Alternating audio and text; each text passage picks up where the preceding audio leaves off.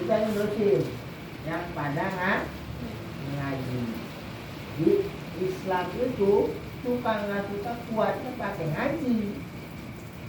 Ini dirasa mereka. Itu kalau bahasa nama bahasa Jawa soronggan.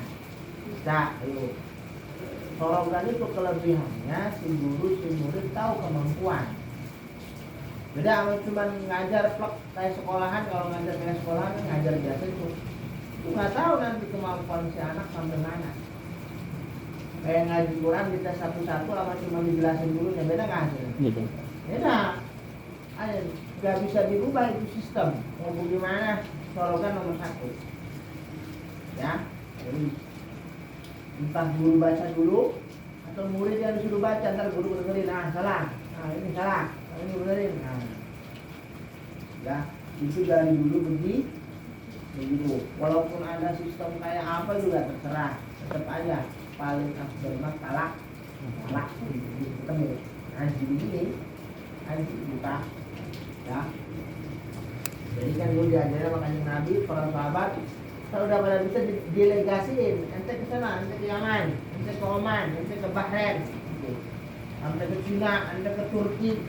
Kan banyak para sahabat itu kuburannya bukan di Arab, itu delegasi dakwah sampai ke para wali Songo, yang tadinya dianggap dari Hindi, dari Hindustan, Yaman, ada yang dari Maghrib, Maroko, itu semua kan dapat isyarat dari gurunya, dari Allah, Rasul. Jangan ente ke Indonesia, ente di sini, ada yang di Pattaya, di Thailand, kan?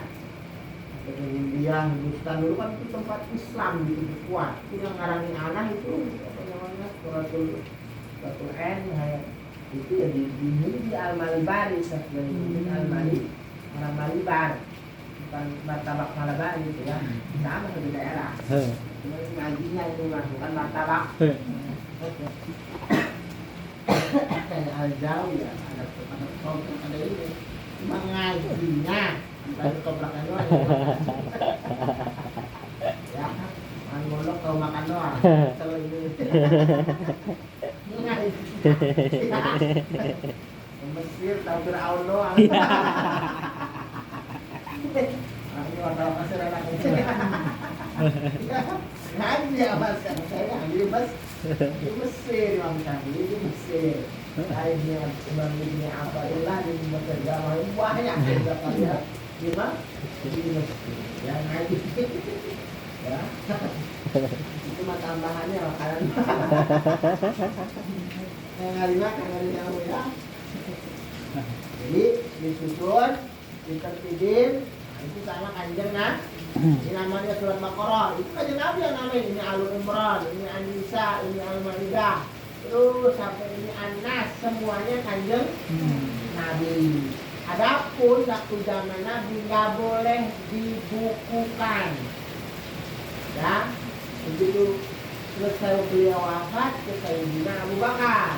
Di zaman Sayyidina Abu Bakar udah mulai tuh pemberontakan dari Musailamah Al-Kadzab yang ngaku jadi nabi, ya kan? Dari dulu tuh yang ngaku nabi, jangan aneh. Ya.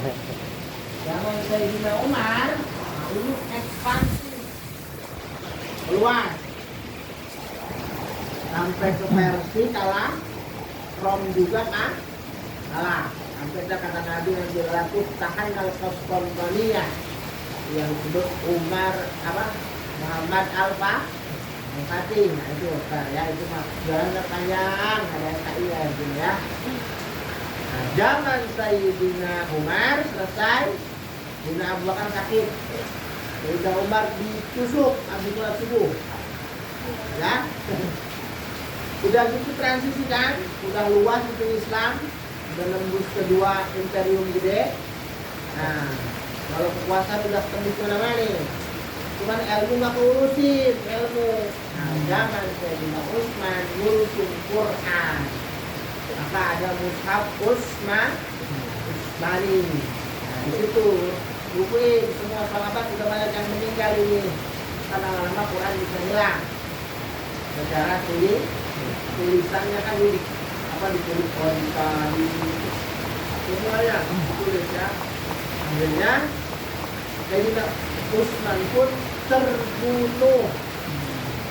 Ya, di puasa itu yang walian talakok, kalau di Quran kita cuma harus bukan Indonesia ya, dimerahin. Nah itu katanya ini keterangan saya ya.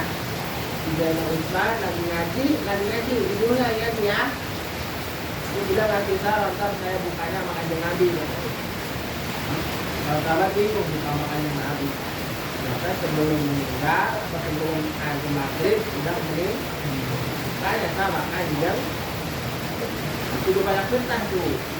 Oper ke Sayyidina Ali itu udah banyak pemberontakan. Ya, sampai Sayyidina Ali pun dibunuh sama Khawarij, orang yang hafal Quran sampai gosong ininya, ya, puasa siang malam, ya, cuma itu Quran cuma sampai kerongkongan juga. Nah, jadi cuma hafal zahir Quran, nggak hafal dalamnya Al-Quran. Nah, itu ngaji penting, ya. Jangan terlalu khusyuk ibadah nggak ngaji. Setan datang, lawo, ini sampai hitam, rusak. Ada lagi? Enggak, bukan itu.